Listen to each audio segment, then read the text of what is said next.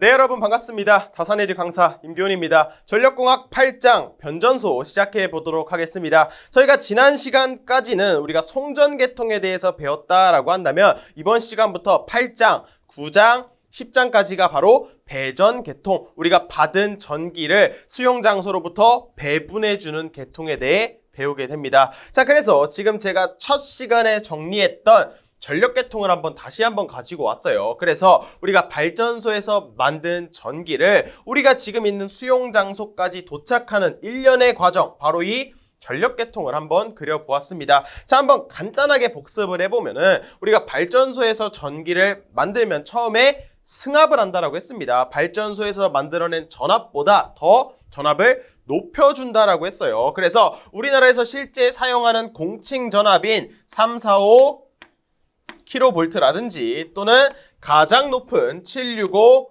kV로 승합을 한다라고 정리를 했습니다. 자, 그럼 이런 높은 전압으로 송전을 해준 것이 이 1차 변전소에 도착을 하게 되면은 우리가 강압을 해주었죠. 그래서 154 kV로 낮춰주었고요. 그리고 다시 154 kV로 전기를 보내주면은 2차 변전소에 도착을 해서 한 번 더 강압을 한 22.9kV로 우리가 보내준다라고 했습니다. 그리고 이러한 전압이 배전용 변압기에 도착을 하게 되면은 다시 한번 전압을 바꿔서 드디어 우리가 실제 사용하는 220V라든지 아니면 공장에서 대형 기계를 돌릴 때 사용하는 380V와 같은 전압으로 다양한 수용 장소에 배분을 해주게 되겠죠. 자, 이때 이 송전계통과 배전계통을 나누는 기준이 어디다라고 했었죠? 바로 일반적으로 우리가 이 2차 변전소를 기준으로요, 왼쪽을 우리는 송전계통이다라고 했고, 그 다음에 이 2차 변전소를 기준으로 이 뒤쪽 수용장소로 오는 계통을 우리는 배전계통이다라고 정리를 했었습니다.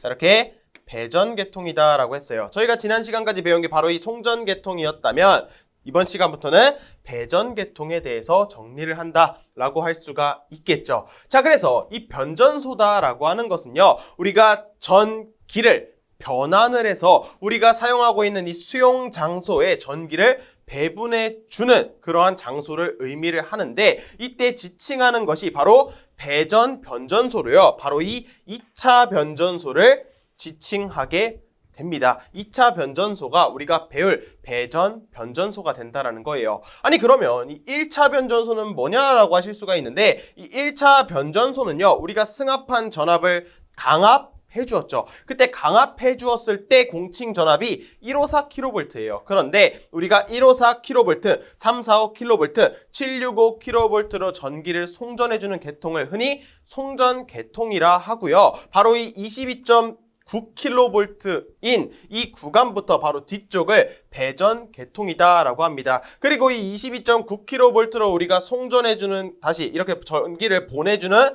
송전선로를 우리는 배전선로다, 전기를 배분해주는 선로다라고 지칭을 하게 됩니다. 그래서 우리가 배우는 부분은 바로 이 2차 변전소부터 이 뒤쪽이 된다라는 거예요. 그래서 우리가 첫 시간에 배울 내용은요, 지금 이 배전계통에 정말 많은 다양한 설비들이 존재를 할 겁니다. 그 설비들이 무엇이 있고 또 어떤 특징들이 있는지 한번 가볍게 정리하는 시간을 가져볼 거예요. 자, 그러니까 계산 문제가 없다라는 것이겠죠. 오늘 배울 내용들은요, 아주 가볍게 이론적인 내용들에 대해서만 정리를 해드릴 거고요. 그 중에서 시험과 실제 직결되는 부분, 제가 점수와 직접적으로 관여가 되는 부분에 있어서는요, 강조를 해드릴 거니까 편하게 듣고 계시다가 잘 체크해 주시면 좋을 것 같습니다. 자, 게다가 여기에 배우는 내용들이 우리가 앞전에 한번 다루었던 것들이 많아요. 바로 7장에서 이 보호 개전 방식에서 우리가 보호 개전 시스템이라고 했죠. 그래서 어떠한 사고가 발생을 했을 때 그것을 인지하고 차단을 하는 다양한 설비들이 존재를 한다라고 했습니다. 그러한 설비들은요, 이렇게 전력계통에서 당연히 우리가 어떤 사고가 발생을 하더라도 그 사고를 방지하기 위해서 존재를 하게 되는데, 당연히 이 배전계통에도 존재를 하겠죠. 그래서 그 시스템이 여기에 다시 한번 등장을 하게 된다라는 겁니다. 그래서 결국 복습 차원이면서 디테일을 좀 더 잡는다라고 생각을 해주시면 좋을 것 같아요. 자, 그럼 본격적으로 시작을 해볼 건데 지금 교재 처음은 146페이지죠. 그래서 우리가 이 변전소에 대해서 가볍게 이야기를 나눠보았고요. 뭐 변전소의 역할이라든지 뭐 변전소의 설비가 있는데 이 부분까지는요. 이 146페이지부터 149페이지까지는 가볍게 읽고 넘어가 주시면 되겠습니다. 시험에 직결되는 부분은 아니에요. 그래서 나는 이 부분에 대해서 한번 읽고 넘어가고 싶다라고 하신 분들은 읽고 다음 페이지로 가주시면 되겠고요. 나는 시간이 없다 라고 하시는 분들은 바로 150페이지로 넘어가 주시면 되겠습니다. 저는 바로 이 150페이지 차단기와 개폐장치부터 시작해 보도록 하겠습니다. 자, 그래서 첫 번째 차단기부터 시작해 보도록 하겠습니다. 이 차단기다라고 하는 거는요, 슬슬 익숙해지실 것 같아요. 우리가 어떠한 사고가 발생을 했을 때 그 사고를 차단을 시켜줌으로써 아래쪽 부하 쪽은 안전하게 지켜주는 것이 바로 차단기였습니다. 자, 그래서 영어로 표현하게 되면은요, 우리가 서킷 브레이커다라고 해서 서킷은 회로가 되고요, 브레이커는 우리가 부수다, 다르게 말하면 끊는다라고 해서 어떠한 회로를 끊어주는 기기를, 사고가 발생을 했을 때 끊어주는 기기를 우리는 차단기라고 부르게 됩니다. 그리고 차단기는요, 우리가 보호개전 방식 중에서 실질적으로 사고를 차단시켜주는, 실질적으로 동작을 하는 동작부다 라고까지 정리를 했습니다. 자, 그래서 본격적으로 시작해 볼 건데 첫 번째로 나오는 게 바로 차단기의 종류예요. 종류. 우리가 차단기의 종류는요, 지금 굉장히 다양한데 우리가 어떤 것을 기준으로 이 종류를 나누는지를 알 필요가 있습니다. 자, 우리가 이 차단기를 열고 닫을 때, 우리가 차단기 같은 경우는요, 자유롭게 어떠한 경우에도 열고 닫을 수가 있다라고 했습니다. 자, 근데 우리가 열고 닫을 때 개폐서지가 발생을 한다라고 했어요. 이러한 개폐서지를 없애줘야 되겠죠. 이러한 개폐서지를 우리가 없애주는 매질을 가지고 이 차단기의 종류를 나열하게 됩니다. 자, 그래서 여러분들은 어떠한 차단기가 있는지, 또 그런 차단기가 어떤 특징들을 가지고 있는지까지는요, 이 필기에서는 크게 출제가 되진 않습니다. 물론 2차 실기를 가시게 되면은요, 그 특징들을 직접 단답형으로 적는 문제도 출제가 되고 있어요. 그런데 이 필기에서는요, 굉장히 내용이 많기 때문에 한번 읽고 넘어가 주시면 되고요. 이 차단기의 종류 같은 경우는 크게 3가지 정도만 기억해 주시면 됩니다. 첫 번째는 여러분들이 이 영문 약호를 보시고 어떤 차단기인지 그 정도는 구별을 할 줄 아셔야 된다는 겁니다. 자, 근데 크게 어렵지는 않아요. 자, 우리가 CB가 있으면요, 전부 서킷 브레이커다라고 해서 차단기가 되고요. 그 앞에 있는 문자 기호가 바로 소호 매질이 됩니다. 개폐서지를 발생했을 때 이를 없애주는 매질이 들어간다라는 거예요. 그래서 소호 매질이 가스면 가스 차단기, V면 우리가 백큐이다라고 해서 진공 상태를 가지고 개폐서지를 없애주게 됩니다. 자, 그리고 공기 차단기 같은 경우는요, 우리가 에어 블래스트라고 해서 공기 차단기가 되고요. 그리고 유입은 기름이다라고 해서 오일이 들어가서 이렇게 쭉쭉쭉 나열이 된다라는 겁니다. 여기서 한 가지 주의를 해주셔야 되는 게, 이 기중 차단기 같은 경우는요, 우리가 에어 서킷 브레이커다라고 해서 앞에가 공기가 됩니다. 그러니까 우리가 천연 공기를 가지고 이 소호 매질을 사용하는 것이 기중 차단기가 되고요. 이 공기 차단기 같은 경우도 에어 블래스트 서킷 브레이커예요. 그래서 소호 매질이 마찬가지로 공기인데, 이때 에어 블래스트는요, 우리가 압축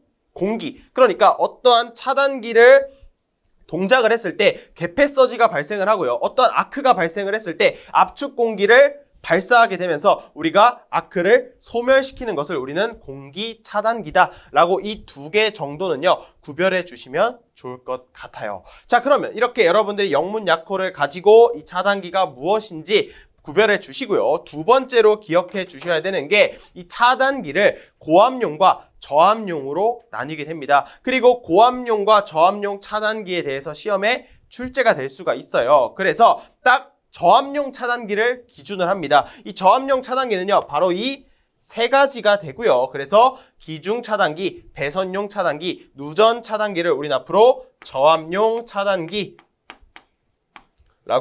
구분을 하게 되겠고, 나머지 있죠. 바로 이 나머지가 바로 고압용에 사용하는 고압용 차단기가 되겠습니다.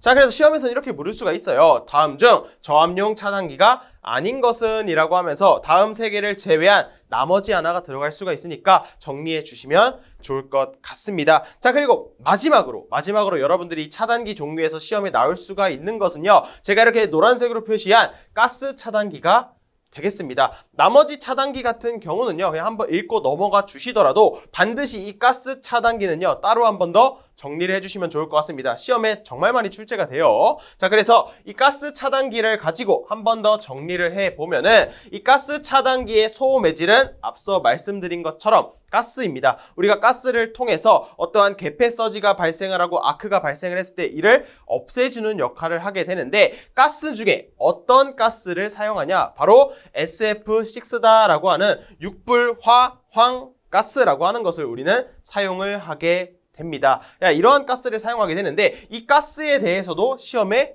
출제가 정말 많이 됩니다. 이 가스가 뭐냐면요. 우리가 S다라고 하는 거는 황입니다. 황. 우리가 황이다라고 하는 것을 언제 어떤 용도로 사용을 하냐? 대표적으로 살충제가 있고요. 또는 살균제, 그리고 농약, 그리고 파마약이 있습니다. 자, 어떻죠? 굉장히 위험한 데에 사용이 된다라는 겁니다. 자, 그리고 이 F라고 하는 거는요. 플루오린이에요. 플루오린. 이 플루오린이 또 어디에 사용이 되냐? 이 플루오린은 우리가 농약에도 마찬가지로 사용이 되고요. 굉장히 위험한 독성 물질이에요. 물론 치약 같은 데서도 사용을 하지만 이 원료 자체만으로 보았을 때 굉장히 위험한 물질이다라는 거예요. 그래서 실제로 이 플루오닌을 연구하는 많은 과학자분들이 실제 사망한 사례도 있고요. 이 플루오닌을 완벽하게 분리해서 노벨상을 받은 과학자는요. 눈이 실명이 되었다라고 합니다. 자, 그래서 이 황과 플루오닌을 결합해서 만든 이 가스, 위험한 가스를 더해서 만든 가스는 더 위험해지냐? 그렇지 않습니다.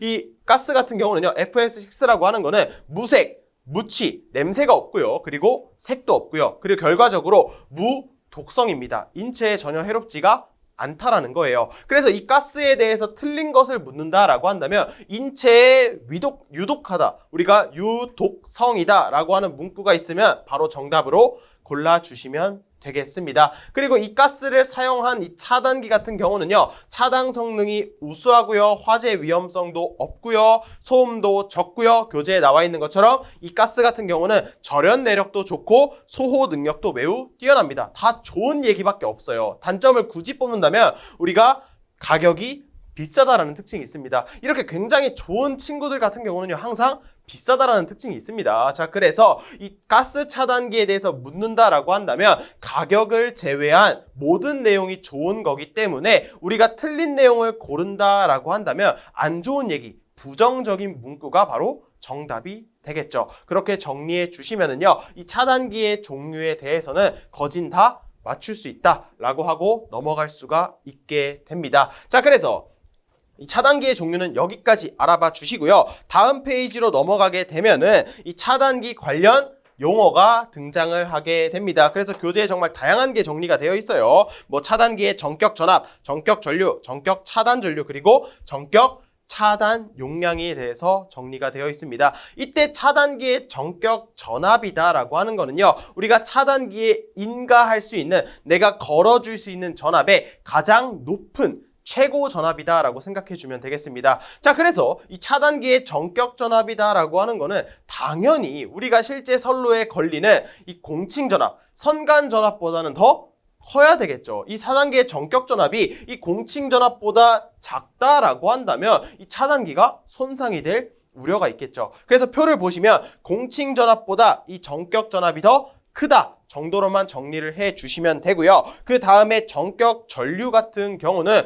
우리가 전류가 흐르게 되면은 뭐가 발생하죠? 손실이 발생을 합니다. 그리고 그러한 손실은 열로서 방출을 한다라고 했어요. 그래서 이 차단기가 뜨거워지게 되는데 이 전격 전류 같은 경우는 이 차단기가 그 뜨거워지는 그 온도 상승을 견딜 수 있는 그 한도보다는 더 작다라고 생각해 주면 됩니다. 그래서 이 정도로만 여러분들이 정리를 해 주시고요. 전격 차단 전류 같은 경우는 실제 차단기가 동작을 할 때 사고가 발생을 해서 차단을 할 때 전류를 우리는 전격 차단 전류가 돼서 가장 중요한 차단기의 차단 용량 공식이 있게 됩니다. 자, 당연히 이 차단기는요. 우리가 배전 계통도 모두 3상이기 때문에 3상 공식을 적용해 주셔야 되겠고요. 이 용량이다라고 하는 것은 결국에 전력이죠. 그 중에서 용량이다라고 하는 거는 피상전력이다라고 했어요. 그래서 이 피상전력이다라고 하는 거는 기본적으로 3상에서 루트 3의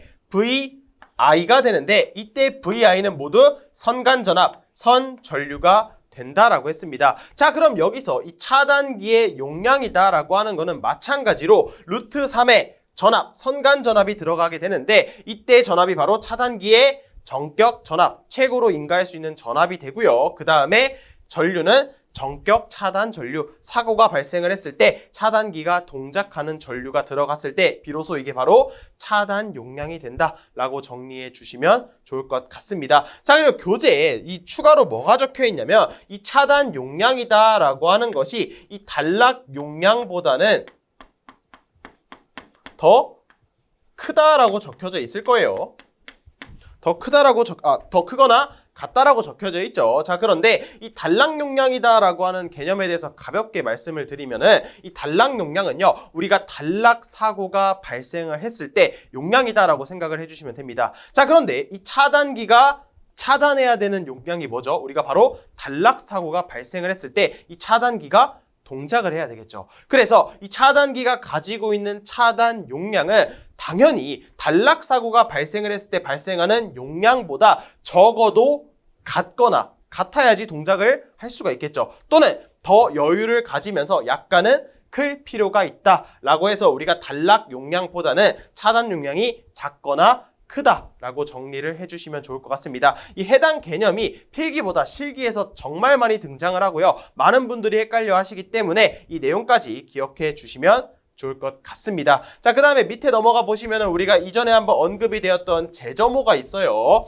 자, 제점호다라고 하는 거는 이 차단기의 접점이 열려서 큰 이상전압, 우리가 개폐 서지에 의해서 고전압이 발생을 하면은 우리가 차단기가 열면 공기로 인해 우리가 절연에 되어서 전류가 흐르지 않죠. 자, 한번 그림으로 그려보면은, 자, 우리가 이런 식으로, 자, 차단기가 있을 때, 자, 이렇게 차단기가 있을 때, 제가 이렇게 차단기의 접점을 열었어요. 열었을 때, 우리가 뭐가 발생한다? 개폐서지가 발생을 한다라고 했습니다. 이때 개폐서지가 발생을 했을 때, 너무 큰 고전압으로 인해서 지금 이 공기라고 하는 절연체에 의해서 전류가 흐르지 않아야 하는데 이 절연이 파괴가 돼서 이런 식으로 마치 다시 이 선로가 연결이 된 것처럼 전기적으로 연결되는 현상을 바로 제점호다라고 했습니다. 자, 그래서 제점호가 가장 발생하기 쉬운 전류가 뭐다라고 했었죠. 바로 무부하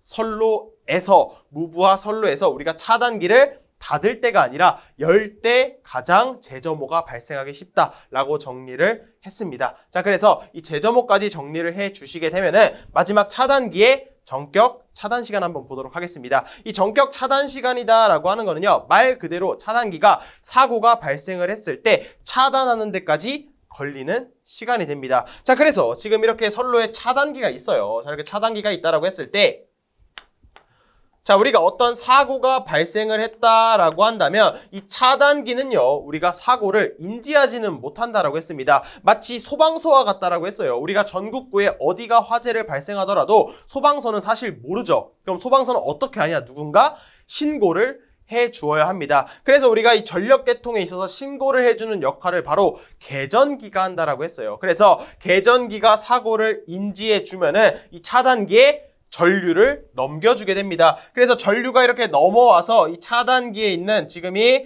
트립 코일이다라고 하는 것에 전류가 흐르게 되고요. 이 트립 코일에 전류가 흐르게 되면은 지금 이 코일이 뭐가 됩니까? 바로 전자석이 된다라고 했습니다.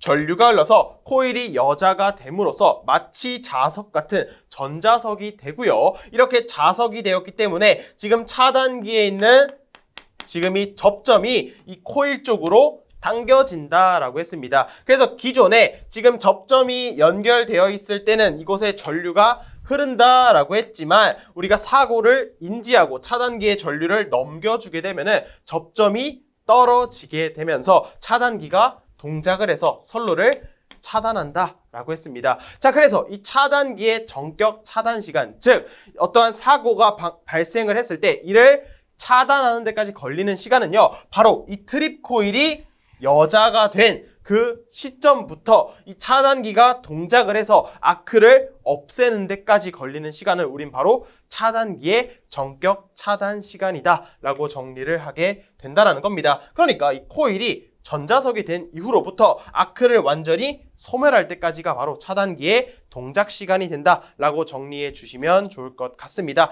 딱 차단기는요, 여기까지만 기억해 주시면 좋을 것 같습니다. 자, 다음 두 번째 개폐 장치 중에서 전력 퓨즈에 대해 정리를 해보도록 하겠습니다. 이 전력 퓨즈는요, 우리가 마찬가지로 어떠한 사고가 발생을 해서 단락 전류 같은 큰 전류가 흘렀을 때 차단을 해주는 역할을 합니다. 그래서 마찬가지로 동작부가 되고요. 우리가 영어로는 파워 퓨즈다라고 해서 파워는 전력이고요. 퓨즈는 말 그대로 퓨즈가 되는데, 이 퓨즈를 우리가 해석을 하게 되면은 도화선이라는 뜻이 있습니다. 이 도화선이다라고 하는 거는 우리가 폭탄의 심지 같은 역할을 하죠. 그래서 우리가 심지에 불을 붙였을 때 그 심지가 다 타들어가면 폭탄이 펑 하고 터지죠. 그래서 이 퓨즈도요, 어떠한 큰 단락 전류가 흘렀을 때 빵 하고 동작을 하는 기기가 된다라는 겁니다. 자, 그때 이 전력 퓨즈의 가장 큰 특징, 차단기와 비교했을 때 가장 특징은 무엇이냐면은, 우리가 차단기는요, 어떠한 경우에서도 사용이 가능하다라고 했습니다. 그런데 이 퓨즈라고 하는 거는 부하 전류 같은 경우는요, 동작을 할 수가 없어요. 우리가 반드시 큰 단락 전류가 발생을 했을 때, 흘렀을 때 자동적으로 동작하는 기기가 된다라는 정도만 기억해 주시면 좋을 것 같습니다. 그래서 이 퓨즈에 대해서 시험이 나온다라고 한다면 딱 이 한 가지 전력 퓨즈의 장단점이 나올 수가 있습니다. 자, 그런데 이 퓨즈를요, 여러분들이 좀 더 쉽게 접근을 하기 위해서 우리가 일상생활에 사용하는 일회용품이다라고 생각을 해주시면 됩니다. 가장 대표적인 일회용품이다라고 하는 거는 뭐 나무 젓가락이실 수도 있고요, 또는 종이컵 같은 것들이 있겠죠. 자, 그럼 이러한 일회용품이 가장 큰 특징이 뭐죠? 저렴하고요, 또 가성비가 좋다라는 특징이 있습니다. 그래서 이 전력 퓨즈도요, 마치 이 개폐 장치 개의 일회용품이다라고 생각을 해주시면 됩니다. 그래서 장점 같은 경우도요, 바로 일회용품의 장점과 동일합니다. 우리가 작지만 큰 차단 용량을 갖고요. 그러니까 가성비가 좋고요. 또 소음도 없고요. 그리고 가격도 싸고요. 보수도 쉽습니다. 가장 대표적인 일회용품의 장점이 되겠죠. 그리고 또 고속도 차단도 가능해요. 큰 단락 전류가 흘렀을 때 바로 팡 하고 동작을 하기 때문에 마찬가지로 가성비가 매우 좋다라는 장점이 있게 됩니다. 자, 그런데 가장 취약한 단점이 뭐죠? 일회용품의 가장 큰 단점은 뭐냐? 우리가 한 번 쓰고 버려야 된다는 단점이 있게 됩니다. 그래서 이 전력 퓨즈 같은 경우도요, 재투입이 불가능하다라는 단점이 있게 되고요. 한번 팡 하고 동작을 하게 되면은 이걸 다시 투입을 할 수가 없어요. 차단기 같은 경우는 사고가 발생을 했을 때 열었다가 다시 닫을 수가 있죠. 그런데 이 전력 퓨즈는 한번 선로에 차단을 해주면, 선로를 차단해 주게 되면은 다시 쓸 수가 없어서 새 걸로 갈아줘야 한다라는 단점이 있게 됩니다. 그래서 전력 퓨즈에 대한 내용은요, 딱 여기까지만 기억을 해 주시면 되고요. 우리는 다음 세 번째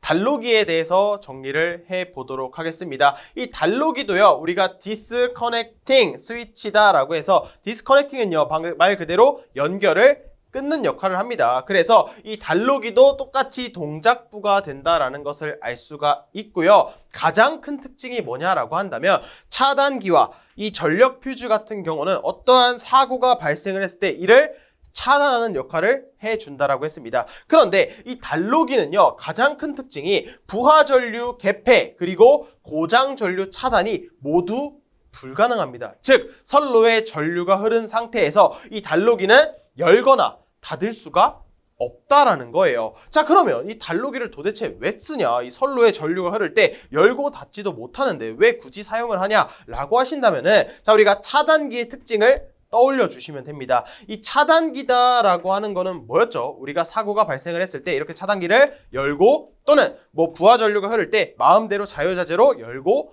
닫을 수가 있다라고 했어요. 자, 그런데 우리가 이 차단기다라고 하는 것이 열고 닫을 때 항상 뭐가 발생한다라고 했었죠? 바로 개폐 서지가 발생을 한다라고 했습니다. 그리고 개폐 서지에 의한 전압이 너무 높게 되면 우리가 어떠한 현상이 발생할 수 있다라고 했었죠? 바로 재점호라고 하는 전기적인 연결 현상이 발생을 해서 내가 차단기를 열어서 차단을 한 줄 알았는데 다시 선로가 연결돼서 전류가 흐르는 현상이 발생할 수가 있게 된다는 겁니다. 그래서 우리가 어떠한 부하, 기기라든지 보수, 점검을 하거나 교체를 한다라고 했을 때 당연히 선로에 전류가 흐른 상태에서 만지면 바로 가겠죠. 그래서 우리가 차단기를 열어준 상태에서 동작을 해야 되는데 내가 차단기를 열어준 줄 알고 열심히 보수 점검하고 있다가 재점호가 발생하면 어떻게 됩니까? 바로 또 가는 겁니다. 그래서 우리가 이때 어떤 것을 사용을 하냐, 차단기를 열어주고요. 한 번 더 안전하게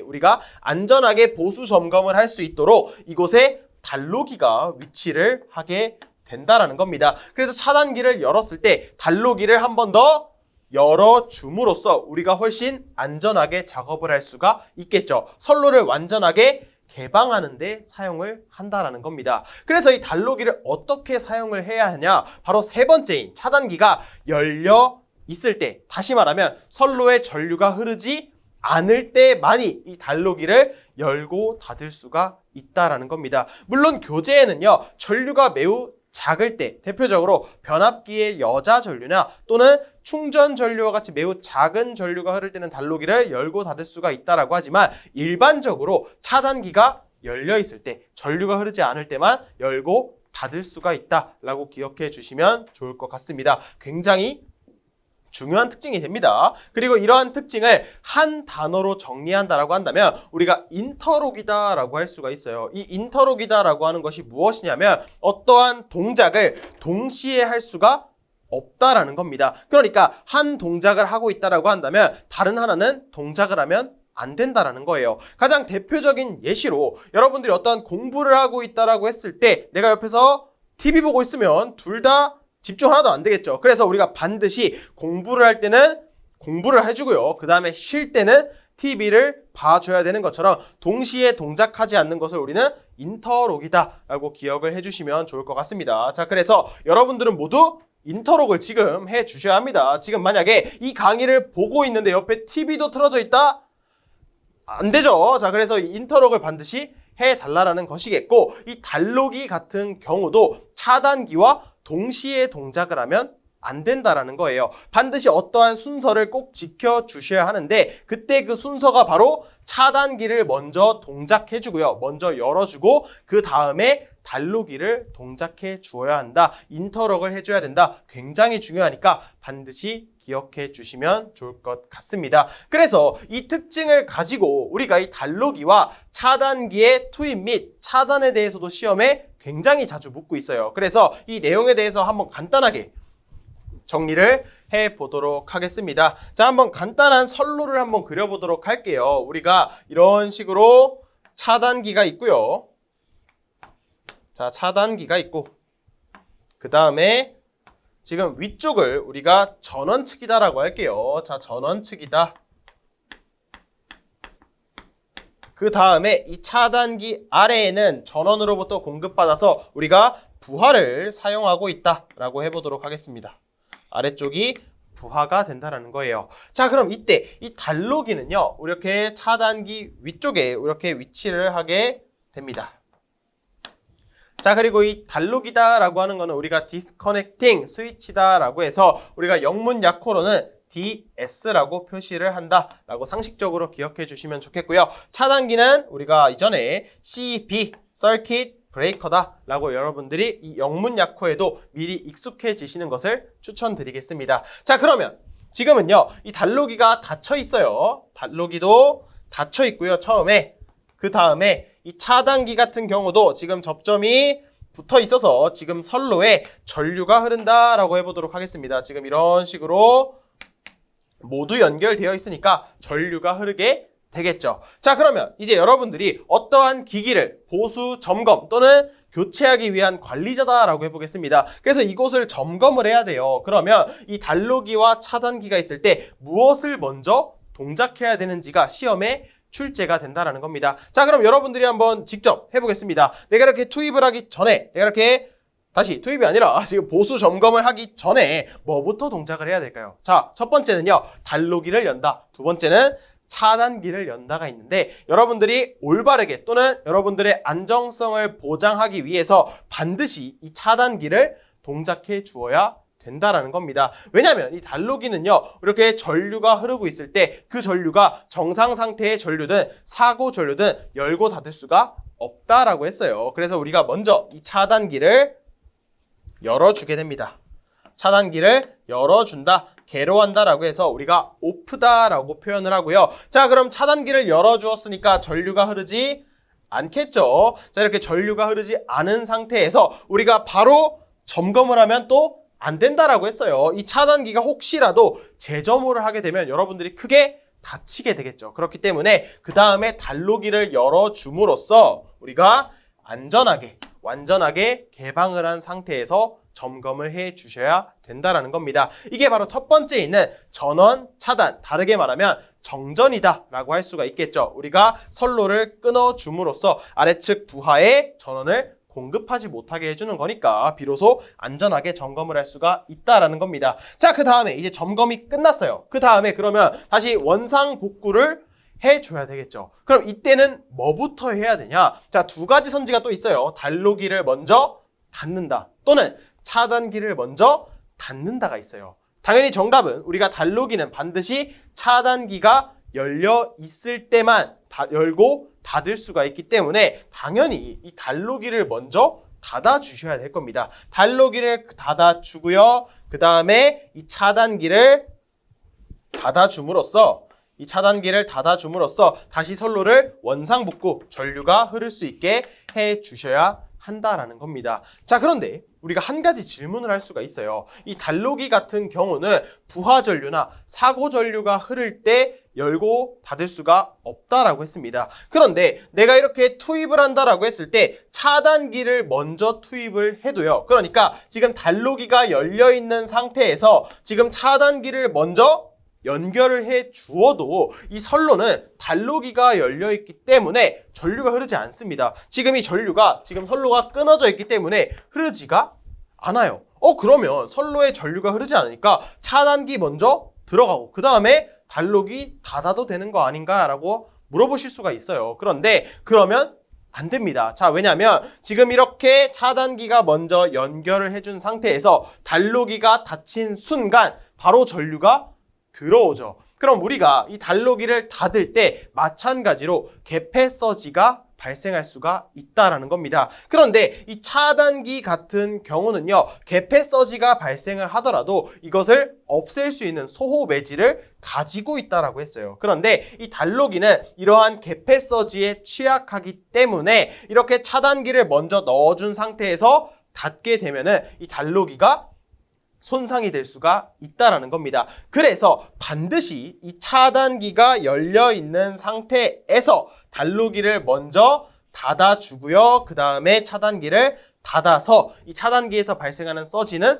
없애주는 이러한 것이 올바른 방법이 된다. 그래서 차단 다시 전원을 투입할 때 단로기 먼저 ON 해주고요. 그 다음에 차단기를 ON 해준다 라고 기억해 주시면 좋을 것 같습니다. 자, 그런데 여기서 좀 노파심의 말씀을 드리면은 지금 차단기를 개로할 때 차단기를 오프한다 또는 오픈한다 이런 굉장히 많은 용어들이 등장을 할 거예요. 그런데 여러분들이 오프라고 하는 것이 이게 차단기를 열었다는 것이 아니면 닫았다는 건지 지금 헷갈릴 수가 있다는 겁니다. 그리고 실제 질문을 굉장히 많이 해주세요. 그래서 이번 시간을 통해 한번 간단하게 정리를 해보면은 자, 우리가 차단기가 될 수도 있고요. 또는 단로기가 될 수도 있고요. 우리가 어떠한 개폐 장치든 동일하게 적용을 해주시면 됩니다. 자, 그래서 이런 식으로 자, 개폐기가 있다라고 했을 때 자, 지금 하나는 닫혀 있고요.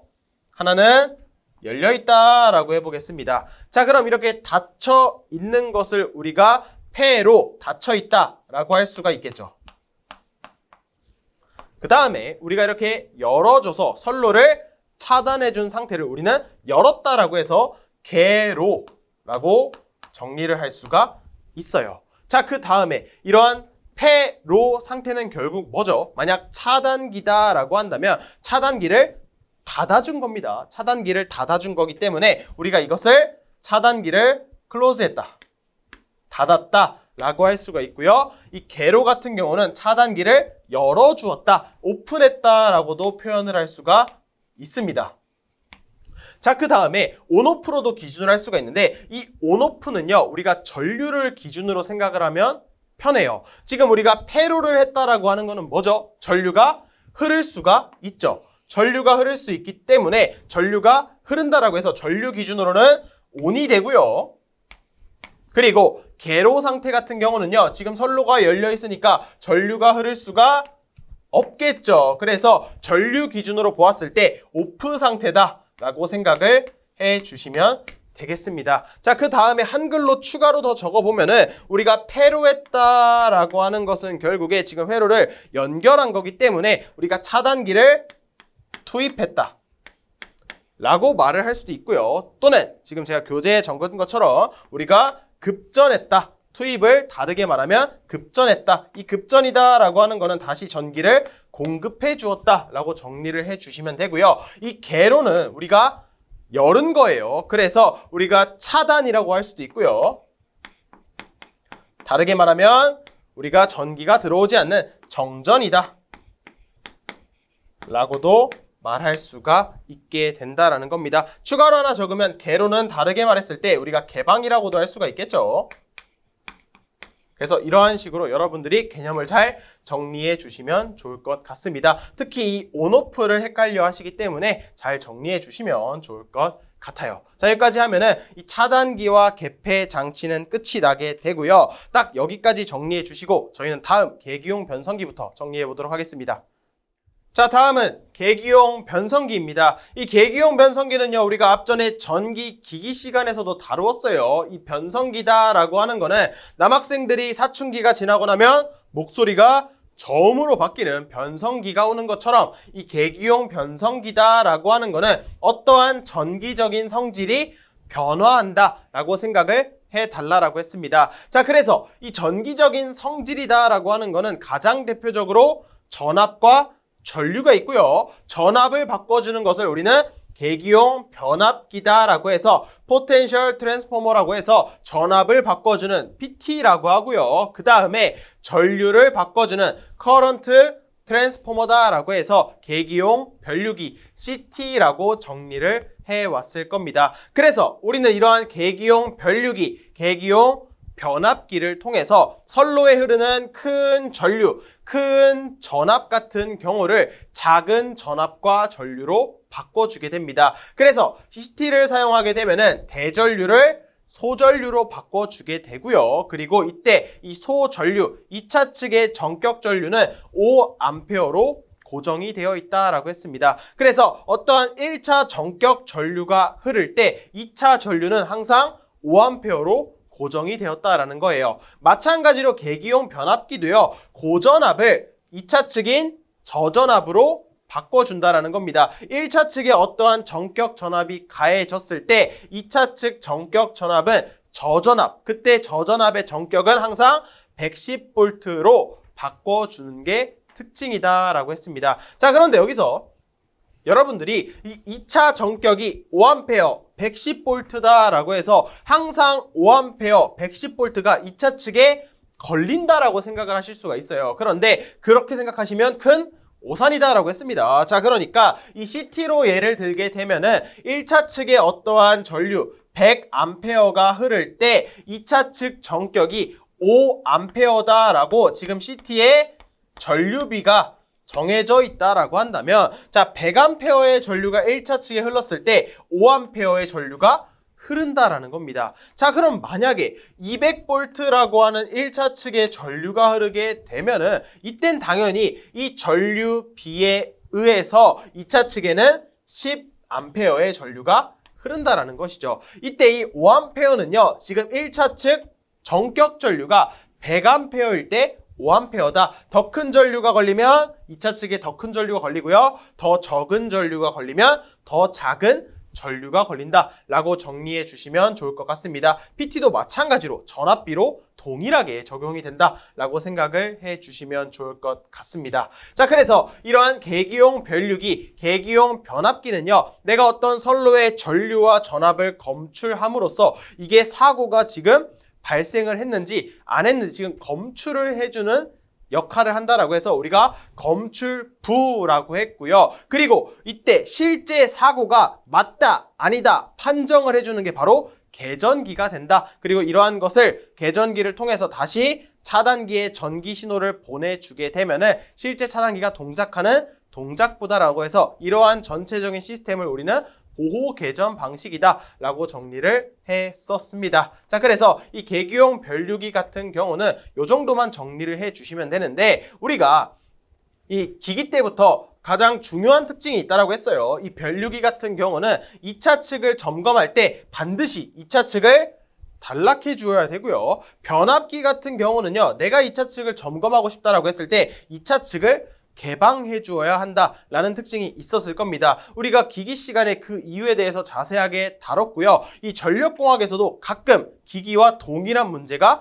그대로 출제가 될 수도 있습니다. 그래서 계기용 변류기를 점검할 때 2차 측을 어떻게 해야 되는지, 또는 변압기 같은 경우는 2차 측을 어떻게 해야 되는지 물을 수 있으니까 이 내용도 동일하게 암기해 주시면 좋을 것 같습니다. 이유가 궁금하시다라고 한다면 기기 시간에 제가 설명드렸던 내용 다시 한번 봐주시면 좋을 것 같고요. 저희는 넘어가서 지금 계속해서 Y결선, 잔류회로에 대해 정리를 해보도록 하겠습니다. 그 옆에 있는 지금 가동 접속 그리고 차동 접속도 우리가 실제 중요합니다. 실기에서도 출제가 될 수 있고요. 그리고 뭐 전기기기에서도 우리가 출제가 된다라고 했는데, 이 전력공학에서는 실제 출제가 되는 부분은 아니기 때문에 동일합니다. 어차피 동일하게 기억해 주시면 좋을 것 같고요. 전력공학 때는 가볍게 넘어가 주시면 좋을 것 같습니다. 자, 그럼 우린 계속해서 이 Y결선, 잔류회로에 대해 정리를 해보도록 하겠습니다. 자, 크게 어렵지 않고요. 이 Y결선 잔류회로다라고 하는 거는 내가 어떠한 접지가 되어 있는 선로에서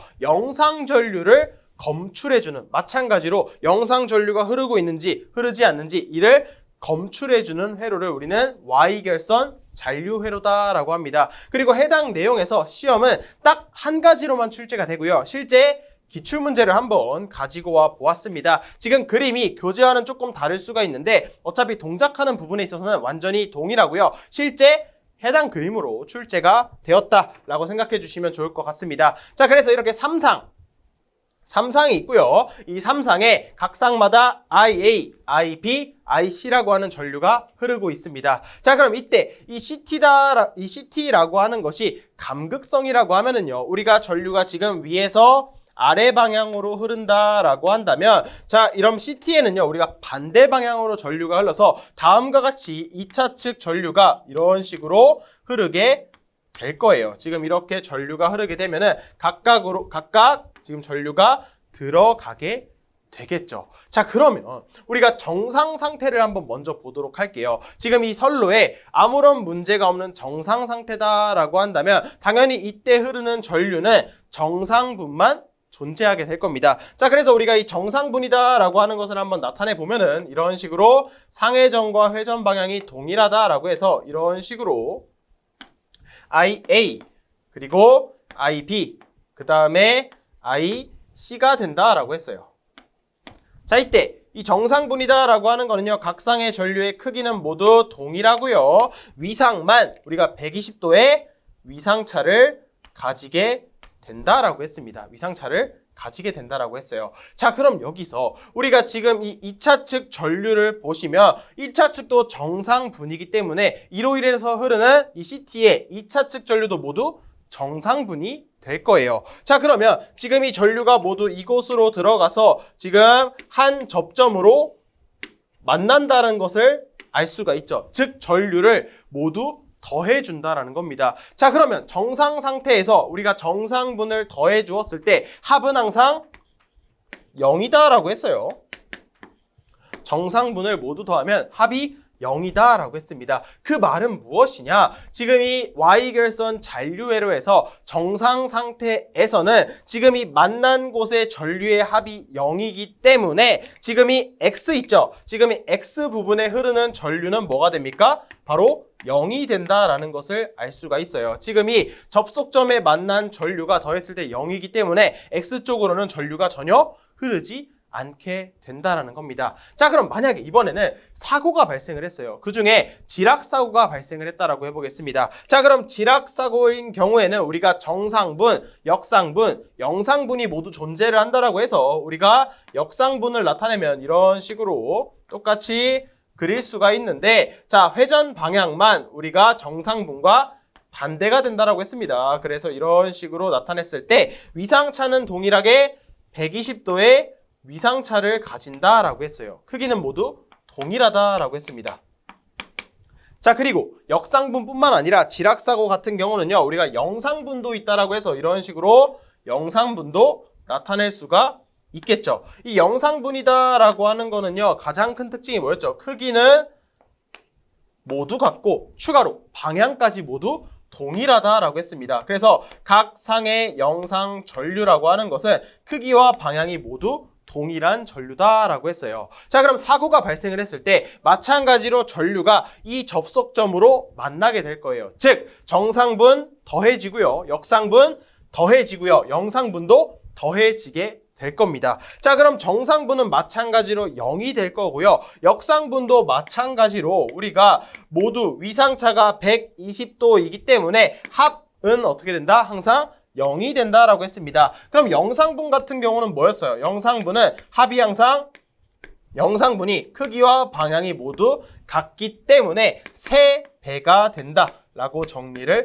했었죠. 즉 영상 전류는 흐른다라는 것을 알 수가 있습니다. 그렇기 때문에 이 Y결선 잔류 회로를 통해 이러한 접지가 있는 선로에서 우리가 이 영상 전류를 검출할 수가 있다라는 겁니다. 사고가 발생하지 않았을 때는 이 X 구간에 아무런 전류가 흐르지 않는다라고 한다면, 지락사고가 발생을 하면 이곳에 흐르는 전류는 항상 영상 전류다라는 것을 알 수가 있고요. 이를 통해서 우리가 영상 전류를 검출할 수가 있다라고 정리해 주시면 좋을 것 같습니다. 자, 그럼 기출문제의 정답은 뭐겠어요? X 부분에 흐르는 전류는 어떤 전류인가? 우리가 전류가 흐른다라고 한다면 사고 시에만 전류가 흐르겠죠. 그리고 그때 흐르는 전류는 영상 전류가 되겠습니다. 딱 여기까지만 정리해 주시고요. 다음 한번 계속 넘어가 보면은 우리가 영상 변류기다라고 하는 것이 있습니다. 자, 마찬가지로 변류기이기 때문에 우리가 어떠한 전류를 검출하고요. 그래서 보호개전 방식 중에서 검출부라는 것을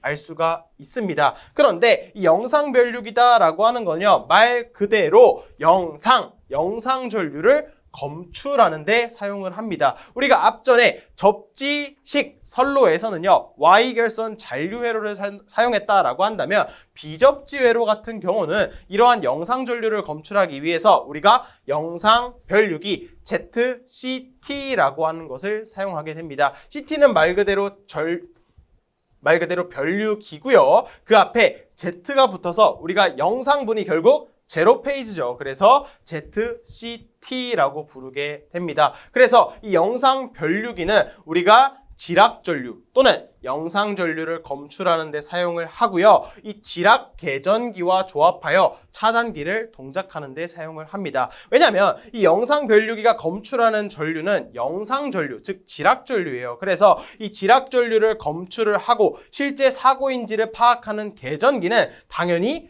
지락 개전기가 되어야 할 겁니다. 그리고 이 지락 개전기의 한 종류 중에서 우리가 앞장 7장에서 선택 지락 개전기가 있다라고 했어요. 그래서 2회선인 경우에 우리가 지락 사고가 발생한 쪽을 우리가 검출하고 판정을 해서 그 부분만 우리가 동작을 해서 차단하는 것을 우리는 선택 지락 개전기다라고 했습니다. 그래서 SGR과 같은 개전기를 이 영상 변류기와 함께 사용해서 우리가 차단하는 역할을 해주게 된다는 겁니다. 해당 내용에서 출제된 기출문제를 한번 가져와 보았어요. 그래서 1번부터 보시면 고압전로에 지락 사고가 생겼을 때 지락 검출을 검출하는 데 사용하는 것은 우리는 ZCT라고 해서 지락 시 지락 전류를 검출할 수가 있게 됩니다. 또는 이 영상 변류기를 사용하는 개전기를 물어본다라고 한다면 당연히 지락 개전기가 되고요. 또는 문제에 SGR이 있으면 선택 지락 개전기가 정답이 되겠습니다. 딱 여기까지만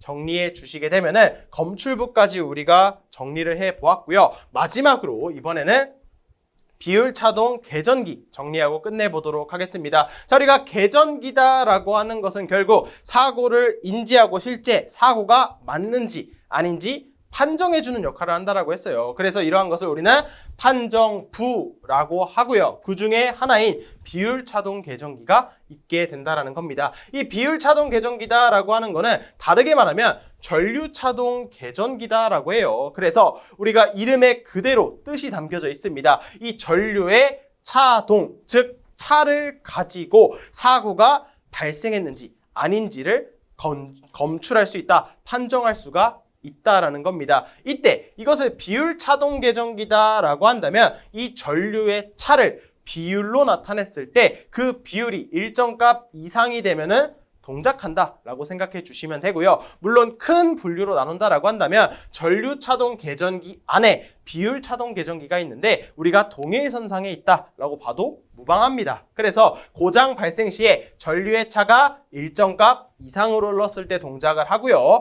가장 큰 특징을 고른다라고 한다면 발전기와 이 변압기의 내부 고장을 보호하는 용 또는 검출해서 우리가 차단기에 우리가 전기적 신호를 보내서 차단해주는 역할을 해준다라는 것을 기억해 주시면 좋을 것 같습니다. 이 내부 고장 보호용 계전기다라는 특징이 시험에 정말 많이 출제가 되니까 문제 선지에 내부 고장 보호용이다 라고 하면 바로 비율차동 계전기를 떠올려 주시면 되겠습니다. 그래서 지금 보시면 지금 이곳이 비율차동 계전기가 되고요. 우리가 CT와 함께 사용을 해서 바로 지금 여기 있는 변압기 또는 발전기에 지금 발전기에 내부 고장을 검출하기 위해서 이런 식으로 지금 설치를 했다라는 것을 알 수가 있게 됩니다. 자, 그러면 어떻게 동작을 하는지를 한번 알아보도록 할게요. 자, 우리가 이 CT에 우리가 지금 선로의 1차 측 전류가 흐르면 CT 2차 측에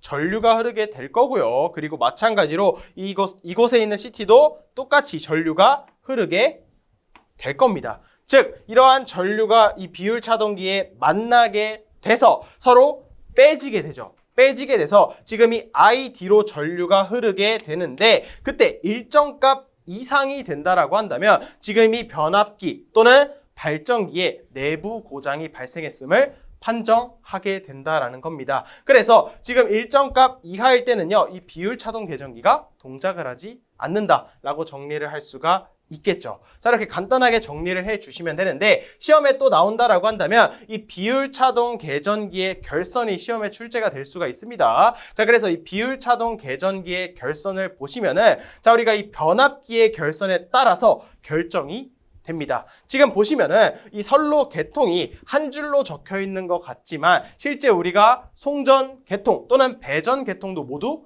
3상을 사용을 하죠. 그렇기 때문에 지금 한 줄이어도 여러분들이 계통이 3상이다 라고 기억을 해 주셔야 되고요. 3상이기 때문에 우리가 변압기의 결선은 당연히 3상 변압기 결선을 사용해 주어야 되겠죠. 그렇기 때문에 이 변압기의 결선을 예를 들어서 지금 이런 식으로 1차 측이 델타, 2차 측이 Y 결선이다 라고 한다면 지금 이 CT도 결국 3상 계통이기 때문에 우리가 3상으로 연결을 해 주어야 합니다. 이 CT다 라고 하는 것도 결국 변압기의 일종이다 라고 했잖아요. 그래서 3상 결선을 사용을 하게 되는데 지금 이 CT, 1차 측에 있는 CT는요, 이 1차 측 변압기 결선에 항상 반대로 가주셔야 합니다. 그렇기 때문에 지금 1차 측이 델타다 라고 한다면 이 CT는 Y 결선이 돼야 하고요. 2차 측이 Y 결선이다 라고 한다면 지금 2차 측에 있는 CT는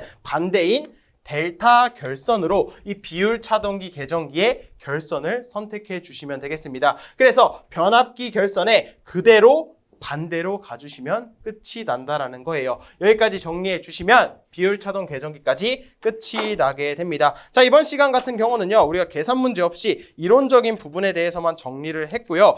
딱 제가 강조드린 부분만 잘 정리해 주시면요, 실제 시험에서는 모두 맞출 수 있을 거라 생각이 듭니다. 자, 그럼 배전계통 첫 번째 시간은 여기까지 하고요. 이번 수업도 들어주시느라 정말 수고 많으셨습니다. 감사합니다.